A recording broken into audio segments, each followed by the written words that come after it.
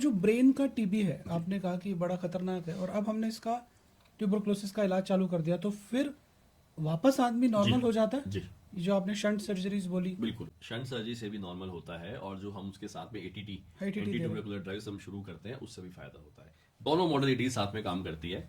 Shunt इसलिए डालना पड़ता है क्योंकि अगर जो जो ब्लॉकेज हो गया है, पानी को इट इज निकाल, इरिवर्सिबल। ओके। ठीक है, तो आपको उसको दूसरा पाथ देना ही देना है। तो वो पाथ जब आप चेंज कर देते हैं तो दिमाग की सूजन कम हो जाती है, मरीज धीरे धीरे वापस नॉर्मलाइज होने लगता है।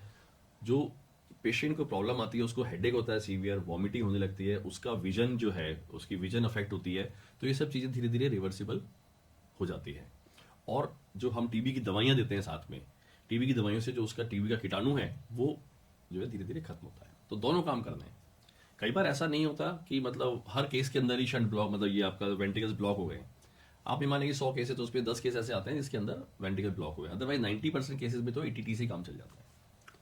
जब ट्यूबरक्लोसिस ब्रेन या स्पाइन में पहुंचता है, तो क्या उसकी सोचने समझने की या उसकी जो बौद्धिक क्षमता है वो अफेक्ट करती है? बिल्कुल 100% करती है। ऑल्टर्ड सेंसोरियम, ऑल्टर्ड बिहेवियर, दोनों चीज़ें पेशेंट देखने को मिलती है। वो जो है रिश्तेदारों को नहीं पहचानेगा, रात रात है दिन दिन है, ये उसका चला जाता है, क्योंकि ये ब्रेन के जो सब कॉर्टिकल एरियाज हैं, जो हमारे सोचने समझने की शक्ति जहाँ से डेवलप होती है ब्रेन के अंदर, उसको भी इफेक्ट करता है। दूसरा, जब सूजन डेवलप होती है ब्रेन के अंदर पानी इकट्ठा होने की वजह से, वेंट्रिकल साइज हाइड्रोसिफलस हम उसे बोलते हैं, जब भी पानी इकट्ठा होता है स्टर्नम का स्टर्नम हाइड्रोसिफलस हो गया इसको। तो जब हाइड्रोसिफलस होता है तो पूरे ब्रेन में सूजन आती है, और जब पूरे ब्रेन में सूजन आती है तो सारे जो है मेमोरी, कॉग्निशन, एरिथमेटिक, ये सारी चीज़ अफेक्ट होती है।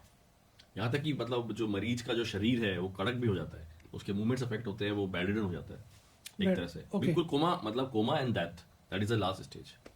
अब ऐसी कंडीशन में जब हम उसका ट्रीटमेंट चालू करेंगे, तो वो वापस से पुरानी स्थिति में आ पाएगा, या जो चीज़ें खराब हो चुकी वो सिर्फ इम्प्रूव होंगी? सर, अगर टाइमली चीज डायग्नोज हो जाए और टाइमली ट्रीट हो जाए तो रिवर्सिबल होती है।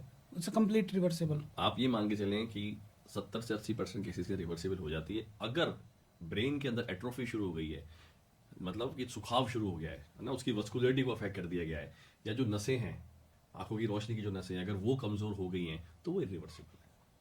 लेकिन टाइमली अगर डायग्नोज हो जाती है चीज़ और इंटरवेंशन हो जाता है तो हम इसे कहते हैं कि 70 से 80% लोगों के अंदर फायदा होता है।